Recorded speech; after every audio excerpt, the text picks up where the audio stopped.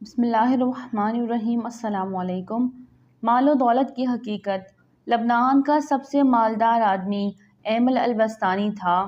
اس نے اپنے لیے ایک خوبصورت علاقے میں جو کہ بیروت کے ساحل پر تھا قبر بنوائی کہ مرنے کے بعد مجھے اس قبر میں دفن کیا جائے۔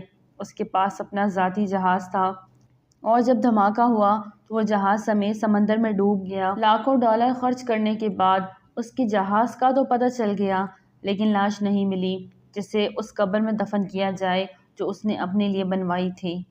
برطانیہ کا ایک بہت مالدار آدمی، ایک یہودی رودوت تسلر تھا۔ وہ اتنا دولت مند تھا کہ کبھی کبھی حکومت اس سے قرض لیتی تھی۔ اس نے اپنے عظیم الشان محل میں ایک کمرہ اپنی دولت رکھنے کے لیے مختص کیا تھا جو کہ ہر وقت سیم و زر سے بھرا رہتا تھا۔ ایک دفعہ وہ اس کمرے میں داخل ہوا اور غلطی سے دروازہ بند ہو گیا۔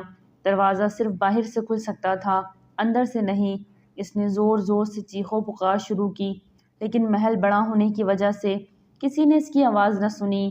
اس کی عادت تھی کہ وہ کبھی کبھی بغیر کسی کو بتائے کئی کئی ہفتے گھر سے غائب رہتا تھا۔ جب وہ کسی کو نظر نہ آیا تو گھر والوں نے سوچا کہ حسب عادت کہیں گیا ہوگا۔ وہ برابر چیختا رہا یہاں تک کہ اسے سخت بھوک اور پیاس لگی۔ اس نے اپنی انگلی کو زخمی کیا اور کمرے کی دیوار پر لکھا، دنیا کا سب سے مالدار آدمی بھوک اور پیاس سے مر رہا ہے۔ اس کی لاش کئی ہفتے بعد دریافت ہوئی۔ یہ پیغام ہے ان لوگوں کے لیے جو سمجھتے ہیں کہ مال و دولت ہی ہر مشکل کا حل ہے اور دنیا کی ہر ضرورت اس سے پوری کی جا سکتی ہے۔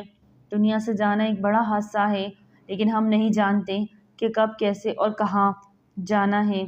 انسان سفر پر جاتا ہے اور پھر واپس آتا ہے، گھر سے باہر جاتا ہے اور پھر لوٹتا ہے، لیکن جب دم نکل جائے تو پھر کوئی لوٹتا نہیں ہے۔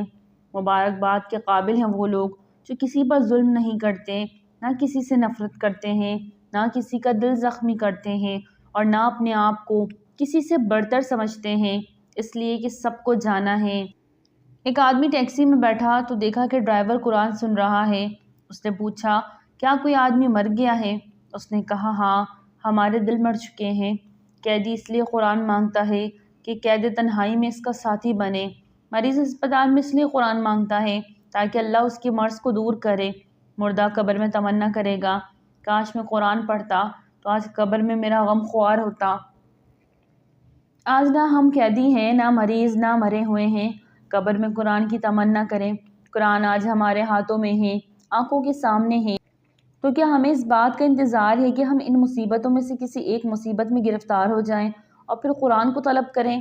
اے اللہ، قرآن کو ہمارے دلوں کی بہار، سینوں کا نور، عیوب کی پردہ پوش، نفوس کا مددگار، قبر کا ساتھی اور روز محشر میں سفارشی بنا دیجیے اور ہمیں قرآن پاک کے حقوق ادا کرنے کی توفیق عطا فرما۔ اے ہمارے رب، ہمیں قرآن پاک پر ایمان لانے، پڑھنے اور اس کی زبان سیکھنے اور سمجھنے اور عمل کرنے اور دوسروں تک پہنچانے کی توفیق عطا فرما، آمین۔ ناظرین، ویڈیو اچھی لگے تو لائک کریں، چینل کو سبسکرائب کریں اور دعاؤں میں یاد رکھیں۔ السلام علیکم۔